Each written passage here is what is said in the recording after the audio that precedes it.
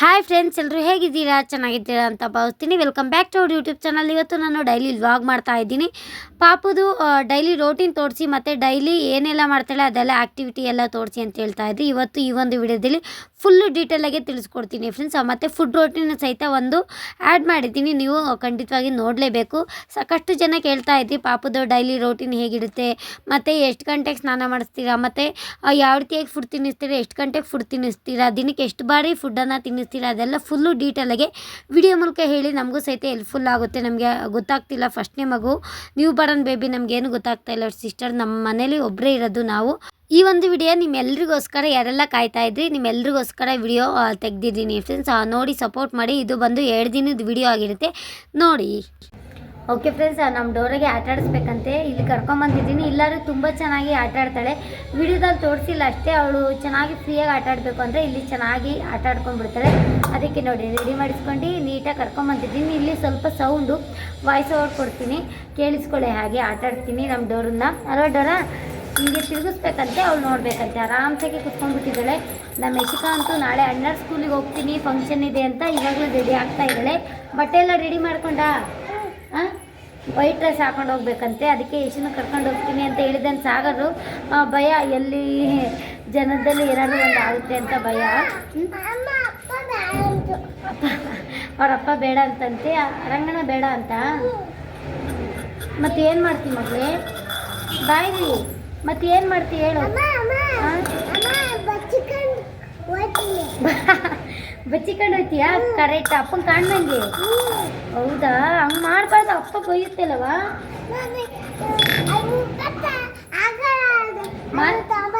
Mask ಹಾಕೊಳ್ಳೋದು ಯಾವ್ದೇನು? Mask ಹಾಕೊಳ್ಳೋದು, mask ಹಾಕೊಂಡು ಅಪ್ಪನ ಕಂಡಂಗೆ ಹೋಗ್ತೀಯಾ? ಹಾಂ, ಅದು ಹಾಕೊಂಡು ಹೋಯ್ತೀಯಾ? ಹಂಗಾರೆ ಅಪ್ಪ ಹಂಗೂ ಹಾಕೊಂಡು ಹಿಡಿಯುತ್ತಲ್ಲ ನಿನ್ನ. ಬಾಯ ಬಿಟ್ಟು ಹೇಳ್ತೀನಿ. ಮತ್ತೆ ಕಂಡಿಡಿದ್ರೆ ಎದುರಿಸ್ತೀಯ ಅಪ್ಪನೆಯ? ಹಾಂ ಸರಿ. ನೋಡಿ ಎಷ್ಟು ಇವಾಗಲೇ ಎಲ್ಲ ಫ್ರೆಂಡ್ಸ್ ಮಾತಾಡ್ತಿರೋದು, ಮುಂಚೆಯಿಂದಲೂ ಅಷ್ಟೇ ಎಷ್ಟು ಮಾತಾಡ್ತಾಳೋ ಗೊತ್ತಾ? 4 ವರ್ಷ. ಯಶಿಗೆ ಎಷ್ಟು ವರ್ಷ ಅಂತ ಕೇಳ್ತಾ ಇದ್ರಿ. 4 ವರ್ಷ ಸಖತ ಮಾತಾಡ್ತಾಳೆ. ಅಪ್ಪನಿಗೆ ಕಾಣ್ದಂಗೆ ಬಚ್ಚಿಕೊಂಡು ಹೋಗ್ತಾಳಂತೆ. ದೆವ್ವದ ಮುಕ್ಕಡ ಇತ್ತು ನಮ್ಮ ಮನೇಲಿ, ಅದು ಯಶು ಎದ್ರಿಕತ್ತಾಳೆ, ಅದನ್ನೇ ಹಾಕೊಂಡು ಹೋಗ್ತಾಳಂತೆ. ಅದು ಹಾಕೊಂಡು ಹೋದರೆ ಅಪ್ಪ ಎದ್ರಿಕೊಳ್ಳುತ್ತಲ್ವ, ಹಂಗಾರೆ ಹೇಳಿ ಮಾತು ಕೇಳುತ್ತೆ ಅಂತ ಹೇಳ್ಬಿಟ್ಟು ಸಖತ್ತು ಬುದ್ಧಿ ಇನ್ನೂ ಇದೆಯಾ? ಇದು ಬಂದರೆ ಏನೇನು ಕೇಳುತ್ತೋ, ಏನೇನು ಕೇಳುತ್ತೆ, ಏನೇನು ಆಟ ಮಾಡುತ್ತೋ ನಮ್ಮ ಡೋರ. ಈ ಥರ ಎಲ್ಲ ಆಟ ಆಡಿಸ್ಬೇಕು ಫ್ರೆಂಡ್ಸ್. ತುಂಬ ಆ್ಯಕ್ಟಿವಿಟಿ ಜಾಸ್ತಿ ಆಗುತ್ತೆ, ಮತ್ತು ಕಣ್ಣು ಶಾರ್ಪ್ ಆಗುತ್ತೆ, ಮೈಂಡು ತುಂಬ ಅಂದರೆ ತುಂಬ ಬ್ರೈನ್ ಡೆವಲಪ್ಮೆಂಟ್ ಇಂಪ್ರೂವ್ಮೆಂಟ್ ಆಗೋದಕ್ಕೆ ಒಂದು ಹೆಲ್ಪ್ಫುಲ್ ಆಗುತ್ತೆ. ಮನೇಲಿ ಏನಾದ್ರು ವಸ್ತು ಇದ್ದರೆ ಆ ಕಡೆ ಈ ಕಡೆ ಹಿಂಗೆ ಆಟ ಆಡ್ತಾ ಹೋದರೆ ಅವ್ರು ನೋಡಿ ತಿರುಗೋದಕ್ಕೂ ಸಹಿತ ಸಾಧ್ಯ ಆಗುತ್ತೆ. ಕೆಲವಷ್ಟು ಜನ ಕೇಳ್ತಾ ಇದ್ರಿ, ನಮಗೂ ಒಂದೇ ಕಡೆ ನೋಡ್ತಾ ಇದೆ, ಏನು ಮಾಡಿದ್ರೆ ಸಿಸ್ಟರ್ ಅಂತ ಹೇಳ್ತಾ ಇದ್ರಿ. ಇದೇ ಒಂದು ಕಾರಣಕ್ಕೆ ನೀವು ಸ್ವಲ್ಪ ಲೇಜಿತನ ಅಥವಾ ಏನೋ ಒಂದು ಕೆಲಸ ಇದ್ದರೂ ಸಹಿತ ಮಕ್ಕಳ ಕಡೆ ಆದಷ್ಟು ಗಮನ ಕೊಡೋದನ್ನು ಸ್ವಲ್ಪ ಪ್ರಯತ್ನ ಪಡಿ ಅಂತ ಕೇಳ್ಕೊತೀನಿ. ನೋಡಿ ಹಿಂಗೆ ತಿರುಗಿಸ್ತೀನಿ, ಈ ಕಡೆ ತಿರುಗಿಸ್ತಾಳೆ, ಹಿಂಗೆ ಆ ರೀತಿ ಮಾಡ್ತಾ ಬರಬೇಕಾಗುತ್ತೆ ಫ್ರೆಂಡ್ಸ್. ಆ ಡೈಲಿ ಆ್ಯಕ್ಟಿವಿಟೀಸ್ ಒಂದು 10 ಮಿನಿಟ್ಸ್ ಮಕ್ಕಳಿಗೆ ಅಂತಲೇ ಇಡಬೇಕಾಗುತ್ತೆ. ಹಂಗಾರೆ ಮಕ್ಕಳು ತುಂಬ ಬೇಗನೆ ಚುರುಕಾಗ್ತಾರೆ ಆಯಿತಾ. ನಾವು ಸುಮ್ಮನೆ ಕುಂತಿದ್ದಲ್ಲೇ ಕೂರ್ತಿ ಅವ್ರ ಪಾಡಿಗೆ ಅವ್ರನ್ನ ಬಿಟ್ಬಿಟ್ರೆ ಪಾಪ ತುಂಬ ಒಂಥರ ಸೈಲೆಂಟ್ ಥರ ಆಗಿಬಿಡ್ತಾರೆ. ನಾನು ನಮ್ಮ ಡೋರೆಗೆ ಇವಾಗ ಫುಡ್ಡು ರೆಡಿ ಮಾಡ್ತಾ ಇದ್ದೀನಿ. ಇದು ಬಂದು ಮಧ್ಯಾಹ್ನ ನಾನು ರೆಡಿ ಮಾಡ್ತೀನಿ ಫ್ರೆಂಡ್ಸ್. ಸಂಜೆ ಏನಿದ್ರು ನಾನು ಯಾವಾಗಲೂ ವಿಡಿಯೋದಲ್ಲಿ ಹೇಳ್ತಾ ಇರ್ತೀನಿ, ಸಂಜೆ ಹೊತ್ತು ನೀವು ಆದಷ್ಟು ರಾಗಿ ಸೆಣ್ಣನ್ನ ತಿನ್ನಿಸಿ, ಹೊಟ್ಟೆ ತುಂಬ ತಿಂತಾರೆ ಮತ್ತು ಹೆಲ್ದಿಯಾಗಿರ್ತಾರೆ. ನೈಟ್ ಹೊತ್ತು ರಾಗಿ ಸೆಣ್ಣನ್ನ ತಿನ್ನಿಸ್ತೀವಿ. ಇಲ್ಲಾಂತಂದರೆ ನೀವು ಬೇಕಾದ್ರೆ ನೈಟ್ ಹೊತ್ತು ಸಹಿತ ಇದನ್ನು ಮಾಡ್ಕೊಳ್ಬೋದು, ಏನು ತೊಂದರೆ ಇಲ್ಲ. ನಾನು ರಾಗಿ ಸರಿ ಮಾಡ್ತಾಯಿದ್ದೀನಿ. ಇದು ಬಂದು ಸ್ವಲ್ಪ ನಾನು 11 ಗಂಟೆಯಿಂದ 12 ಗಂಟೆವರೆಗೂ ಇದನ್ನು ತಿನ್ನಿಸ್ತಾ ಬರ್ತೀನಿ. ಒಂದೊಂದು ಥರ ದಿನ ಒಂದೊಂದು ಥರ ಚೇಂಜ್ ಮಾಡ್ತೀನಿ.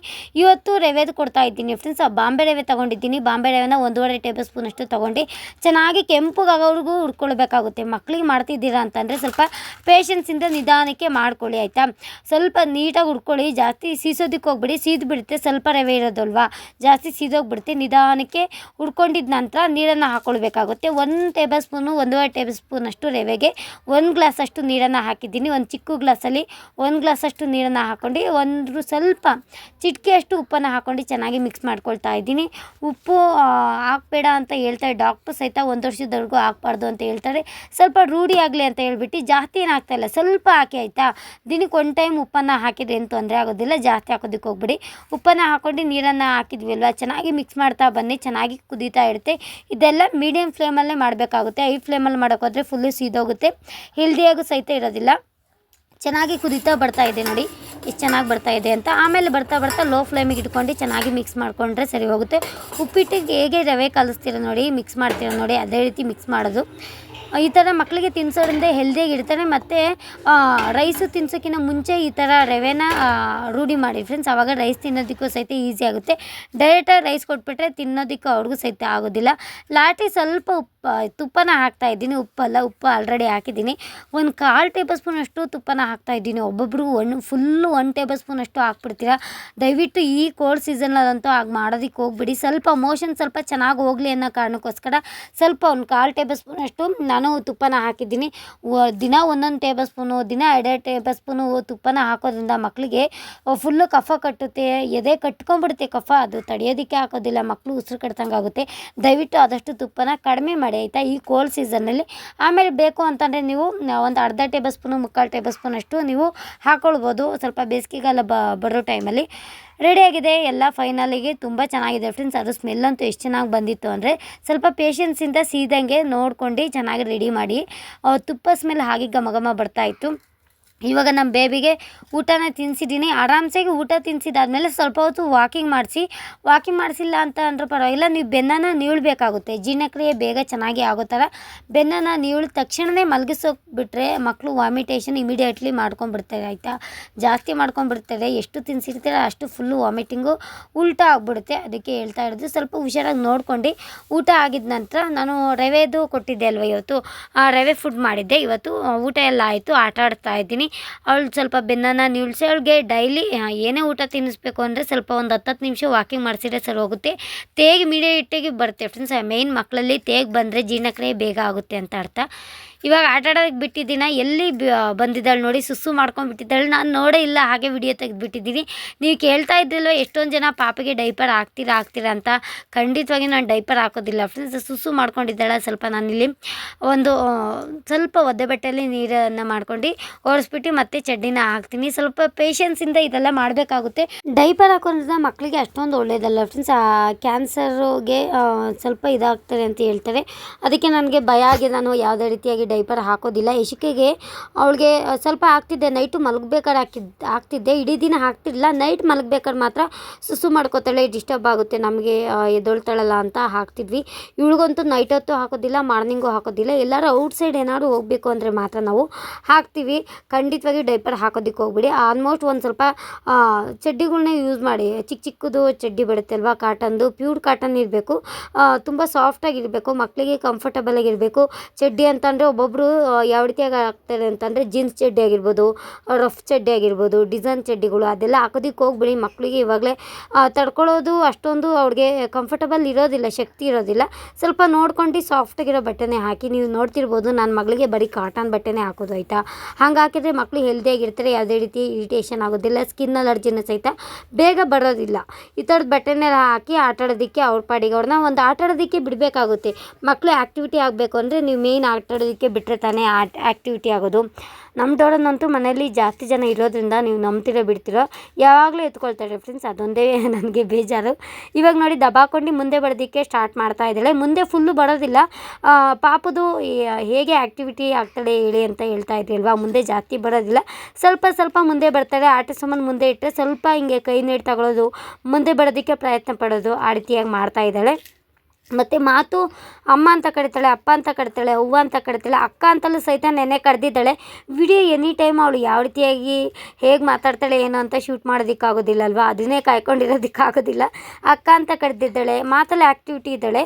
ಇಲ್ಲಿ ಹಾಗೆ ಬಂದು ಸ್ವಲ್ಪ ಹೊತ್ತು ಮಲ್ಕೊಂಡಿದ್ದೆ. ನಮ್ಮ ಡೋರ ಮಲ್ಕೊಂಡ್ಬಿಟ್ಲು. ಊಟ ಮಾಡಿ ಸ್ವಲ್ಪ ಅವಳು ಆಟ ಆಡಬೇಕು.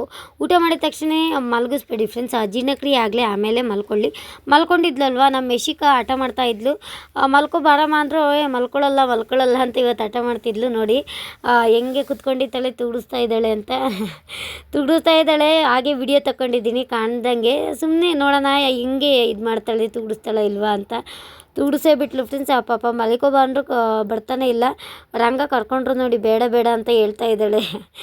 ಹೋಗ್ಲಿ ಪಾಪ ಅಂತ ಆಮೇಲೆ ಕಡ್ದು ಮಲಗಿಸ್ಕೊಂಡ್ವಿ. ಮಕ್ಕಳು ಹಾಗೆ ಅಲ್ವಾ ಫ್ರೆಂಡ್ಸ್, ಹಠ ಮಾಡ್ತಾ ಇರ್ತಾರೆ. ಅದು 4 ವರ್ಷದಿಂದ 5 ವರ್ಷ 6 ವರ್ಷದ ಮಕ್ಕಳು ಅಂತೂ ಕೇಳಲೇಬಾರ್ದು. ಅಯ್ಯೋ ಸಖತ್ತು ಹಠ ಮಾಡ್ತಾರೆ. ಸ್ವಲ್ಪ ಹುಷಾರಾಗಿ ನೋಡ್ಕೊಳ್ಬೇಕಾಗತ್ತೆ. ನಾನೇ ಹೇಗೋ ಹುಷಾರಾಗಿ ನೋಡ್ಕೊತಾ ಇದ್ದೀನಿ. ಅವನಂತೂ ಕಂಟ್ರೋಲ್ ಮಾಡೋದು ಜಾಸ್ತಿ ಕಷ್ಟ ಆಗ್ತಾಯಿದೆ ಫ್ರೆಂಡ್ಸ್. ಏನು ಮಾಡೋದಕ್ಕಾಗೋದಿಲ್ಲ. ಮಕ್ಕಳು ಹಾಗೆ ಸ್ವಲ್ಪ ಬುದ್ಧಿ ಬರೋವರೆಗೂ ಹಾಗೆ ಹಠ ಮಾಡ್ತಿರ್ತಾರೆ. ನೋಡಿ, ರೆಕಾರ್ಡ್ ಮಾಡ್ಬೇಕಾದ್ರೆ ಪಕ್ಕದಲ್ಲೇ ಇದ್ದಾಳೆ, ಅವಳೇ ನಗ್ತಾ ಇದ್ದಾಳೆ. ಯಾರಿದಿಶು? ಯಾರಿದು? ಹಾಂ, ನೀನಾ? ಅವಳೇ ನಿದ್ದೆ ಮಾಡ್ತಿರುತ್ತೆ ನೋಡಿ, ನೀನು ನಿದ್ದೆ ಮಾಡ್ತಾಯಿದ್ದೀಯ. ಹಾಂ, ಬನ್ನಿ ಇವಾಗ ಸ್ವಲ್ಪ ಅಡುಗೆ ಮಾಡ್ಕೊಂಬಿಡೋಣ ಫ್ರೆಂಡ್ಸ್. ನೀವು ಅಷ್ಟೇ ಮಕ್ಕಳಿಗೆ ಏನಾದರೂ ಫೀಡಿಂಗ್ ಮಾಡ್ತಾ ಇದ್ದೀರಾ ಅಂತ ಅಂದರೆ ತಾಯಂದಿರು ಸ್ವಲ್ಪ ಹೆಲ್ದಿಯಾಗಿರೋ ಫುಡ್ಡನ್ನು ತಿನ್ನಬೇಕಾಗುತ್ತೆ. ತರಕಾರಿ ವೆಜಿಟೇಬಲ್ಸನ್ನು ಹೆಚ್ಚಾಗಿ ತಿನ್ನಿ. ನಾರಿನಾಂಶ ಚೆನ್ನಾಗಿರಬೇಕಾಗುತ್ತೆ. ಆವಾಗಲೂ ಸಹಿತ ನಿಮಗೂ ಹೆಲ್ದಿಗೆ ಒಳ್ಳೆಯದು, ಮಕ್ಳಿಗೂ ಸಹಿತ ಹೆಲ್ದಿಗೆ ಒಳ್ಳೆಯದು ಅಲ್ವಾ. ಜಂಕ್ ಫುಡ್ ತಿನ್ನೋದು, ಗೋಬಿ ಮಂಚೂರಿ, ಪಾನಿಪುರಿ, ಇವಾಗಂತೂ ಚಳಿಗಾಲ ಅಂತ ಅದು ಇದು ತರಿಸ್ಕೊಂಡು ತಿಂತಾ ಇರ್ತಾರೆ. ಕಬಾಬು ಅದು ಇದು ಜಾಸ್ತಿ ಹೊರಗಡೆ ಐಟಮ್ ತರಿಸ್ಕೊಂಡು ತಿನ್ನಬೇಡಿ. ತಿನ್ನಿ, ಸ್ವಲ್ಪ ಸ್ವಲ್ಪ ತಿನ್ನಿ ಆಯಿತಾ. ಇದು ಬಂದು next day video friends, morning video ತೆಗಿತಾ ಇರೋದು. ಇದು ನೆಕ್ಸ್ಟ್ ಡೇ ನಾನು ಪಾಪಗೆ ಸ್ನಾನ ಮಾಡಿಸಿದ್ದೀನಿ. ನಾನು ಆಲ್ರೆಡಿ ಎಣ್ಣೆ ಸ್ನಾನ ಮಾಡಿಸಿದ್ದೆ. ಎಣ್ಣೆ ಯಾವುದು ಹಚ್ತೀರ ಏನು ಅಂತ ಫುಲ್ಲು ಡೀಟೇಲಾಗಿ ತಿಳಿಸಿ ಅಂತ ಹೇಳ್ತಾ ಇದ್ದೀನಿ. ನಾನು ಈ ಒಂದು ವಿಡಿಯೋದಲ್ಲಿ ಹೇಳ್ತಾ ಹೋಗ್ತೀನಿ ಫ್ರೆಂಡ್ಸ್.